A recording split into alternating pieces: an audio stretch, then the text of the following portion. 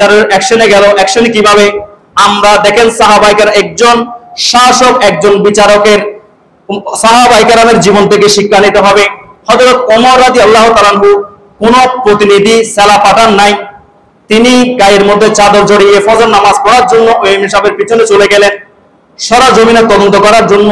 আর আমার মতো যদি বিচারক হয়, আমাকে যদি একটু কান ফরা দেয়, আমি বিচার ওনাকে দিয়ে দেবো, ওনার কথা দিয়ে আমি বিচার করে ফেলবো। একটু যদি আত্মীয় স্বজন হয় কোনো দিকে লাগে, আমি ওনার দিকে পক্ষপাত করব। কিন্তু ওমর রাদিয়াল্লাহু তাআলা আনহু কখনো কারো পক্ষপাত করেন নাই, ইনসাফ প্রতিষ্ঠা করে গেছেন।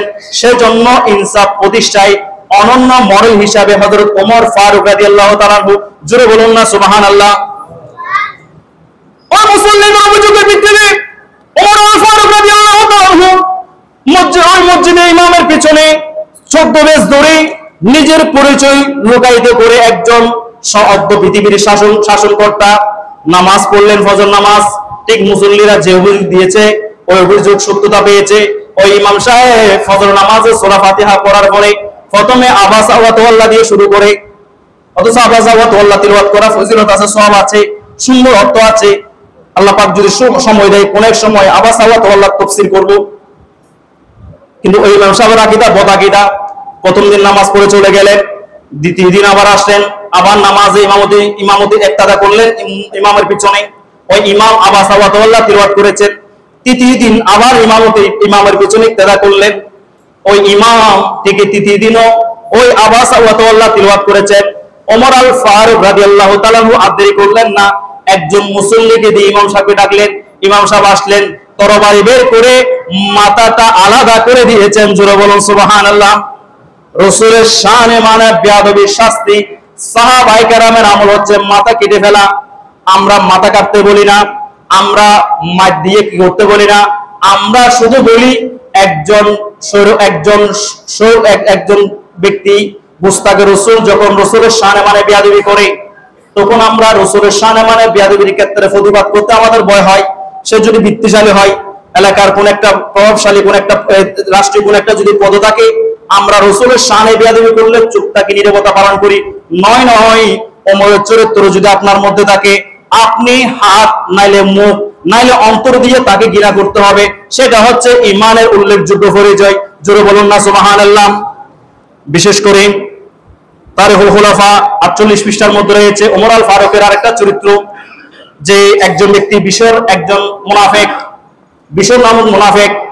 রাসূলের যুগের মধ্যে এক ইহুদির সঙ্গে কোন একটা বিষয় নিয়ে দ্বন্দ্ব হয়েছে। দ্বন্দ্ব হওয়ার পরে ইহুদি বলল, চলো তোমার নবীর কাছে বিচার দেব, তোমার নবী এই বিষয়ে সমাধান দেবে, ফয়সালা যেটা দেবে সেটা মানবো। ওই বিশর মুনাফিক সে জানতো দরবারে মুস্তাফায় কখনো ইনসাফ ছাড়া না ইনসাফি হয় না।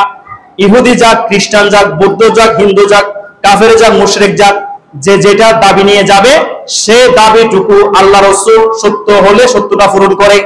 ওই মুনাফিক জানতো সে বিচার পাবে না। সে প্রস্তাব দিল, বলে যে ইহুদি ধর্মের একজন কাব বিন আশরাফ নামক একজন ঘুষখোর আছে, যে ঘুষের বিনিময়ে বিচার করে। আমাদের সমাজের মধ্যে এমন আছে না নাই? 500 টাকা দিলে সাক্ষী মিথ্যা সাক্ষী হয়ে যায়। এগুলো আপনাদের শিক্ষা নিতে হবে। 500 টাকা দিলে আপনি মিথ্যা সাক্ষী দিবেন না। কোন ব্যক্তি কাজ করে নাই, কোন একটা অন্যায় কাজ করে নাই, আপনি চোখে দেখেন নাই, আপনি কোর্ট বিল্ডিং এ সাক্ষী দিতে যাবেন না, আপনি কোন একজন বিচারকের মজলিসে সাক্ষী দিতে যাবেন না। আর এই সমস্ত ব্যক্তি সমাজের জন্য, জাতির জন্য বড় কলঙ্কজনক। ইমাম বুখারী হাদিস সংকলনের ক্ষেত্রে গেলেন, একজন ব্যক্তির ব্যাপারে শুনলেন, বলে যে ওই ব্যক্তিটা হাদিস, রাসূলের অনেকগুলো হাদিস আছে ওনার কাছে, এখন ব্যক্তিটা কেমন, কোন ধোঁকাবাজ কিনা সেটা যাচাই করলেন। গিয়ে দেখলেন ওই ব্যক্তিটা গরুকে ধরার জন্য বালতির মধ্যে পানি দিয়ে নাড়াচাড়া করতেছে। গরু মনে করতেছে ওখানে কোনো ভুসি আছে। ধোঁকা দিয়ে গরু যখন আসলো, গরুর গলায় রশি পরিয়ে দিয়ে খামার ঢুকাই দিয়েছে। হযরত ইমাম বুখারী রাদিয়াল্লাহু তাআলা আনহু ওই ধরনের মিথ্যা প্রতিশ্রুতি ব্যক্তি থেকে হাদিস শরীফ নেয় নাই, সেজন্য সহিহ হাদিস হিসাবে বুখারী সবার কাছে গ্রহণযোগ্যতা পেয়েছে। জোরে বলুন সুবহানাল্লাহ। এখন মিথ্যা সাক্ষী ঘুষের বিনিময়ে দেয়, ঘুষের বিনিময়ে মিথ্যা বিচার করে, 500 টাকা দিলে পক্ষপাত করে পক্ষ বিচার দেয়। সাহাবায়ে কেরামের চরিত্র যদি নিজের মধ্যে রাখেন, কখনো পক্ষপাত বিচার করবেন না। যে আসুক, নিজের কন্যা সন্তান অপরাধী হলো, অপরাধের বিচার আপনি করবেন। মায়াসিম বেদি, এগুলো অন্য জায়গায়, ইনসাফের জায়গায় ইনসাফ প্রতিষ্ঠা করবেন, এটা সাহাবায়ে কেরামের আমল। ওই বিশির বলল তোমাদের দরবার, তোমাদের কাব ইবনে আশরাফের কাছে চলো, তোমাদের দরবার মানুষ। ইহুদি বলল না না, এই ব্যক্তি ঘুষের বিনিময়ে বিচার করে, আমি এর কাছে যাব না। বলে যে চলো তোমরা তোমাদের নবীর কাছে। ওই বিশির নিরুপায় হয়ে রসুলের দরবারে গেল। রসুলের দরবারে যখন গেল, রসুল সবকিছু শুনে রায় দিয়ে ফেললেন ইহুদির পক্ষে। ইহুদির পক্ষে যখন রায় দিয়ে ফেললেন, তখন ওই মুনাফিক রসুলের রায় মানতে নারাজ। তিনি দেখে বসল না, আমি রসুল আমার প্রতি হিসাব করে নাই, জুলুম করেছে, চলো আমরা ওমরের দরবারে যাই। আমরা ওমরের দরবারে যাই, ওমর নিশ্চয়ই ইনসাফ করবেন।